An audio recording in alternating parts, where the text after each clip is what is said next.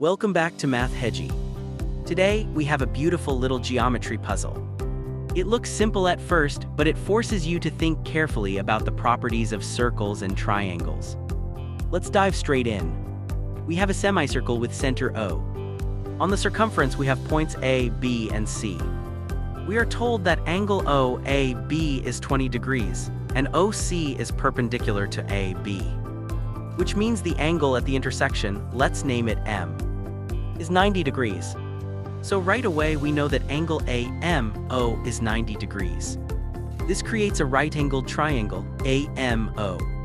Look at this triangle, we know two of its angles.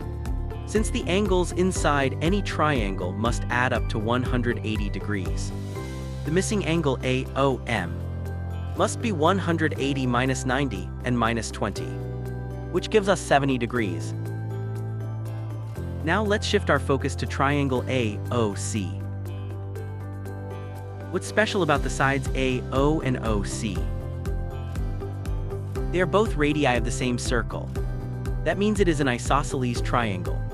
So the base angles ACO and angle CAO are equal.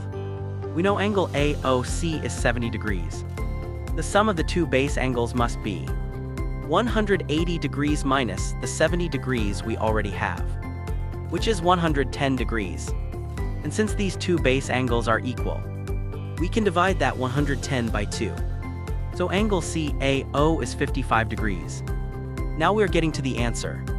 We have angle OAB and we just found angle CAO. Our target angle BAC is simply the larger angle minus the smaller angle.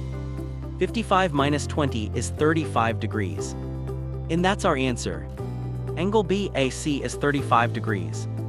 It's a great reminder that in geometry, you often just have to methodically work through the problem step by step, using the properties you know like right angles, triangle sums, and isosceles triangles to unlock the answer. Thanks for watching. Did you solve it a different way? Let me know in the comments below. And if you enjoyed this puzzle, don't forget to like and subscribe for more.